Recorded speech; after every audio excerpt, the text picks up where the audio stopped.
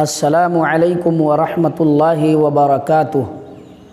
محترم ناظرین و سامعین، آج میں آپ کے سامنے افطار سے متعلق ایک دلچسپ واقعہ پیش کروں گا۔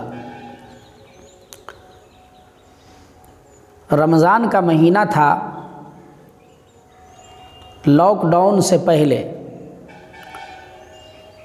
میرے ساتھ میں سفر میں میرا ایک شاگرد جس کا نام عبداللہ تھا، وہ تھا میرے ساتھ میں سفر میں۔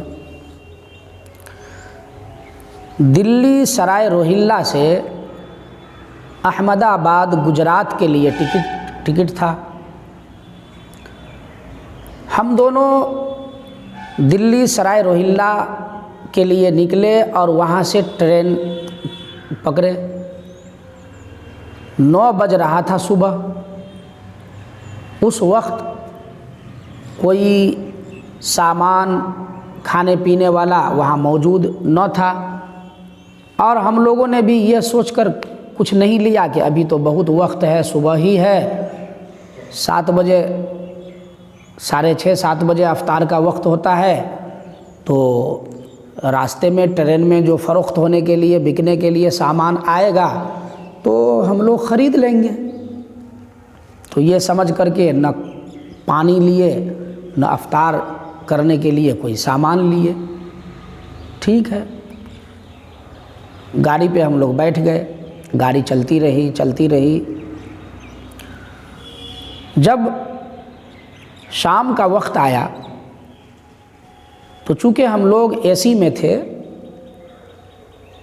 لہٰذا دن میں تو کسی وقت پانی وغیرہ یا کچھ فروخت ہونے کے لیے آیا بھی، لیکن شام میں جو ہے افطار سے 2 گھنٹہ سے ہم لوگ پہلے ہی سے انتظار کر رہے تھے، 2 گھنٹہ پہلے ہی سے کہ کچھ آئے تاکہ ہم لوگ خرید لیں اور اس سے افطار کریں۔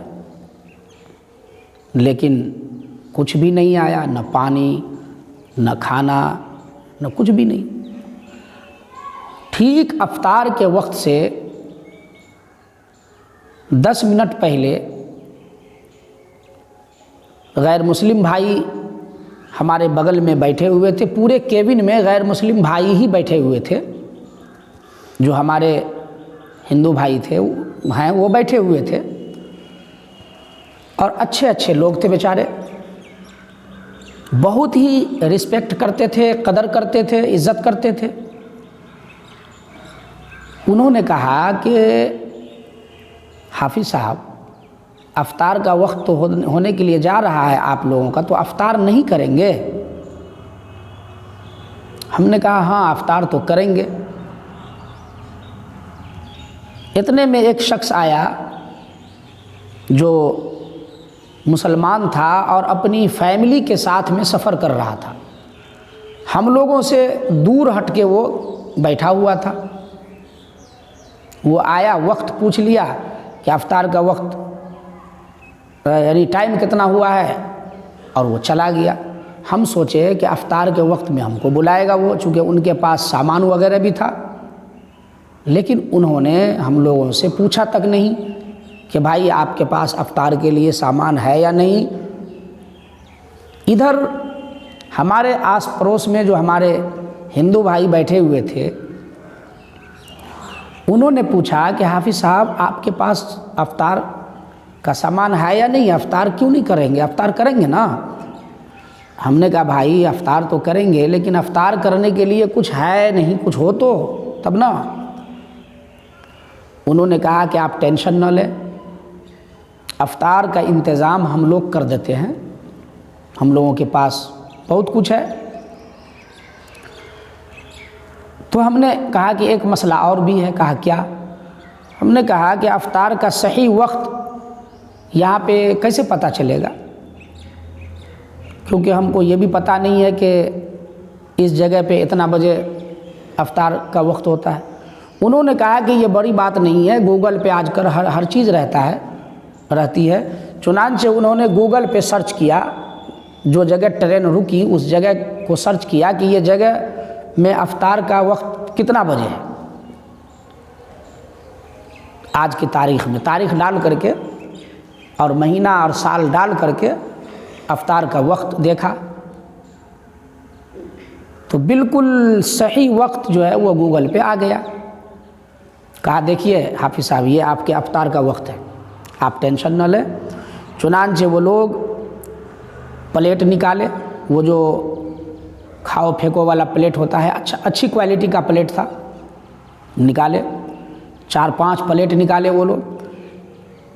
کسی میں سیب ڈالے، کسی میں اچھی قسم کا بسکٹ تھا وہ ڈالے، کسی میں چنا وہ لوگ تل کے رکھے ہوئے تھے اپنے پاس وہ ڈالے،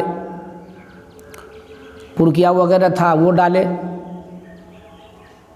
اسی طریقے سے چونکہ بہت سے لوگ بیٹھے ہوئے تھے کیبن میں، کسی کے پاس پکوڑا تھا، کسی کے پاس کچھ تھا، وہ سب ڈال دیے. کیلا بھی تھا ان لوگوں کے پاس، وہ ڈال دیے. تو بہت سارا سامان ہو گیا، بہت خوش ہوئے ہم. تو جب افطار کا وقت آیا تو ہم نے کہا کہ بھائی آپ لوگ بھی افطار کریں، آپ لوگ بھی کھائیں. تو انہوں نے کہا کہ ہم لوگ کھائیں گے تو کوئی بات نہیں نا. ہم نے کہا کوئی بات نہیں، آپ بھی کھائیں. تو ہم لوگ ساتھ مل کر افطار کیے. لیکن بغل میں وہ مسلمان بھائی جو تھے ہمارے، وہ پوچھنے تک نہیں آئے بھائی کہ آپ کے پاس سامان ہے یا نہیں. لیکن ہمارے ہندو بھائی جو ہمارے تھے، انہوں نے دل و جان سے ہم کو افطار کروایا، پیار کیا. اور اتنا ہی نہیں بلکہ یہ انہوں نے کہا کہ آپ ٹینشن نہ لیں، ہمارے پاس تو اتنا کھانا ہے کہ آپ سے کم سیر ہو کر کھا لیں گے، ہم سب مل کے کھائیں گے، کھانا گھٹے گا نہیں. پھر ہم کو بولے کہ آپ نماز پڑھیے گا. ہم نے کہا ہاں پڑھیں گے. تو بولا نماز پڑھ لیجئے ٹرین میں وضو کر کے. ہم نماز پڑھ لیے، وہ لوگ تھوڑا سائڈ ہو گئے، نماز پڑھ لیے. آج کل تو نماز ٹرین میں پڑھنے سے بھی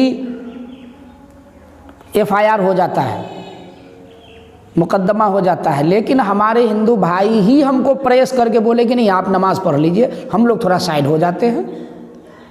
ماشاءاللہ ہم نماز بھی پڑھے اور کسی کو کوئی دقت، کسی کو کوئی تکلیف نہیں ہوئی.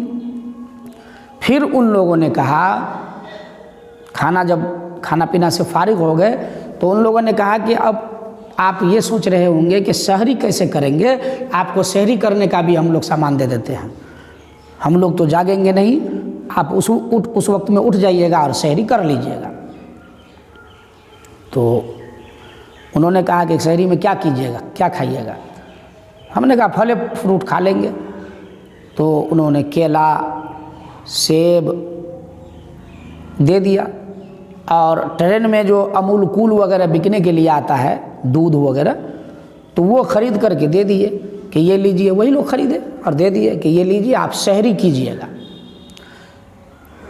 آپ سوچ نہیں سکتے ہیں ماشاءاللہ اتنا ڈھنگ سے ان لوگوں نے سحری کا انتظام کرا دیا کہ آپ سوچ بھی نہیں سکتے.